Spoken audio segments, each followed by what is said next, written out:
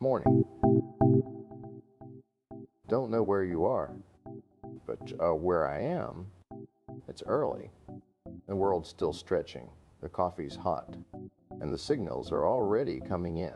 Let's take a look before the day starts making demands. This is Signal Check with Adrian. It's Friday, end of July, 2026.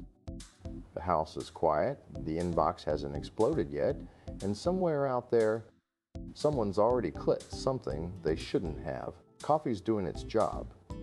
Let's see what moved overnight.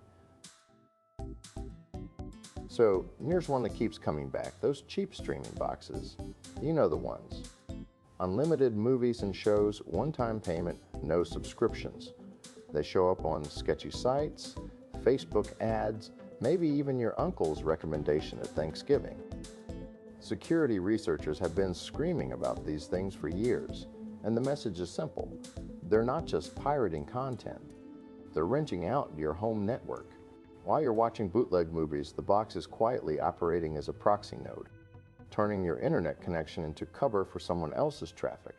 Could be spam, could be worse. The deal looks too good because it is. You're not the customer, you're the infrastructure. Hugging Face got breached, the AI model hub where developers share machine learning tools. Turns out the attacker, linked to previous hits on OpenAI, was noisy, fast, but not unstoppable. They moved through the environment quickly, grabbed what they could, left traces everywhere. The security teams watching this said the intruder wasn't subtle, just aggressive. And here's the thing, speed and noise don't always mean sophistication. Sometimes it just means someone's in a hurry. The breach is contained now, but it's another reminder that even platforms built for open collaboration have to lock the doors at night. Amazon's threat intel team just connected the dots in a string of supply chain attacks. Multiple NPM packages, the kind developers pull into projects every single day, were compromised. And the source? North Korean state hackers. They're not just going after government targets anymore.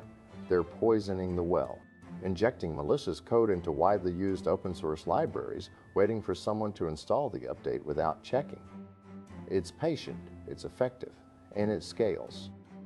If you're writing code that pulls from NPM, this is your reminder to audit dependencies like your project depends on it, because it does. Okay, quick detour.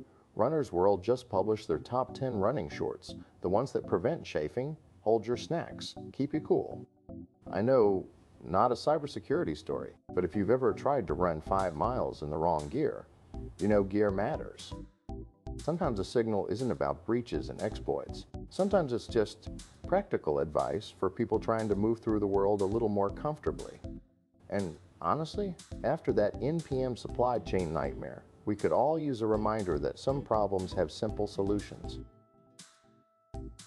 South Korea's Privacy Commission just dropped the hammer on KT Corporation.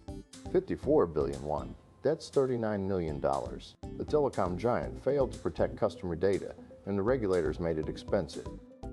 The details aren't fully public yet, but this kind of fine in that market sends a message. Data protection isn't optional. It's not a "we'll get to it" problem.